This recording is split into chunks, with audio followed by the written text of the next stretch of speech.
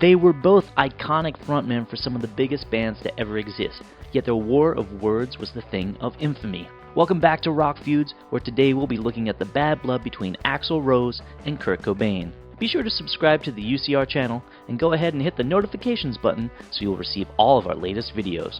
Now, it's no secret that Axl Rose and Kurt Cobain had some bitter hostilities in the early 90s, but things didn't start out that way. In fact, Rose was actually an early fan of Nirvana and celebrated their rise in popularity. He famously featured a Nirvana ball cap in GNR's music video for Don't Cry, and was regularly seen wearing Nirvana merch in the early 90s. Unlike a lot of 80s rock acts who were worried that grunge would put them out of business, Axl didn't view Nirvana as a threat. If anything, Rose saw them as the next band that could follow the trail that Guns N' Roses blazed. Unfortunately, the feeling wasn't mutual. Kurt Cobain loathed Axl and Guns N' Roses and often went out of his way to clarify that his band was nothing like GNR. During a trip to the UK in 1991, Kurt was asked about Nirvana's rebellious persona compared to Guns N' Roses. They were assholes in the first place. I don't think there's anything special about that band other than they had tattoos, and that seemed rebellious, and they were alcoholics. And in order to make their alcoholism a substantial part of their band, they exploited it and said, we're being rebellious, you know.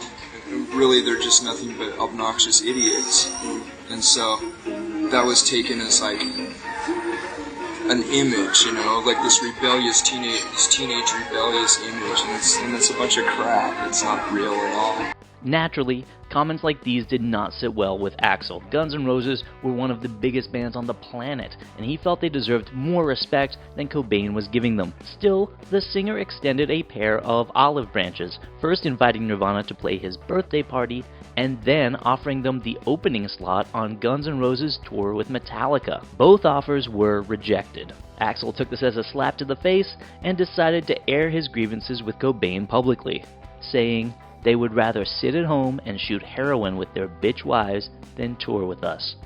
Then, on September 2nd, 1992, Axl decided to go on a rant against Cobain during a concert in Orlando. I think that the problem starts when you start thinking that you're different from everybody else on the fucking planet. You may be a little different in what you're doing or how you're going about doing it, but I got a good feeling that you're probably a human, right? You're probably a human being. And so right now, alternative, only thing that means to me is someone like Kurt Cobain in Nirvana, who basically is a fucking junkie with a junkie wife. And if the baby's born deformed, I think they both ought to go to prison. That's my feeling. And he's too good and too cool to bring his rock and roll to you, because the majority of you, he doesn't like or want to play to or even have you like his music. Still, the worst was yet to come. At the 1992 MTV VMAs, both Nirvana and Guns N' Roses were set to perform, and things got heated behind the scenes. Axl confronted Cobain, cussed out Courtney Love, and threatened to get physical. This altercation went down in VMA infamy and even boiled over with other members of the respective bands. The day after the VMAs, Nirvana played a benefit concert in Portland against Prop 9, a controversial measure which, among other things, would have forced public schools in Oregon to teach that homosexuality was amoral and perverse. At that show, Cobain detailed what went down at the VMAs. You know, yesterday, my wife and I were sitting in a tent at the MTV Music Awards, and we're having lunch, and Axl Rose walked by us, and we yelled at Axl. We said, "Axl, will you be the godfather of our child?" And so he said to my wife, "You better shut up, bitch. Don't pitch me any shit tonight." Because tonight was obviously the highlight of his career. See, the last night was. He said so. And then I said, and then he looked at me and he said, "You better keep your wife shut, or I'm going to take you to the pavement." I was shaking, and I went, "What? What? What are you gonna do? You're gonna beat me up?" And he said, You better keep your wife's mouth shut. You embarrass everybody. You embarrass your wife, you embarrass your old man, you embarrass me. And then I was shaking and I said, I told my wife to shut up, bitch. At this point, a fan jumped on stage and tried to get Kurt to play nice. Hey man, I'm not sticking up for Axl or anything, but I'm not gonna stick up for Kurt, man.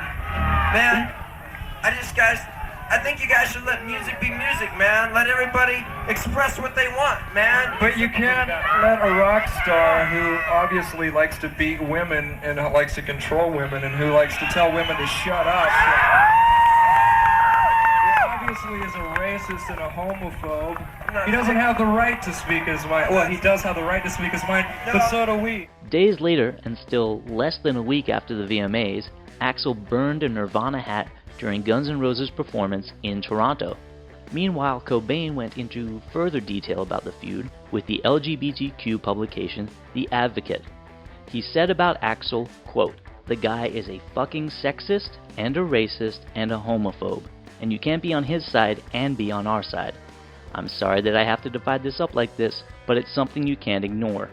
And besides, they can't write good music." To Cobain, Rose was the embodiment of misogyny, racism, sexism, and corporate rock, all the things that he and Nirvana were firmly against. Now, you can debate whether or not Kurt's assessment of Axl was accurate, but it's clear. Cobain never wanted to have any association with the GNR frontman. In the book Everybody Loves Our Town, An Oral History of Grunge, Axl's former publicist recalled the moment he told the GNR singer that Cobain had committed suicide.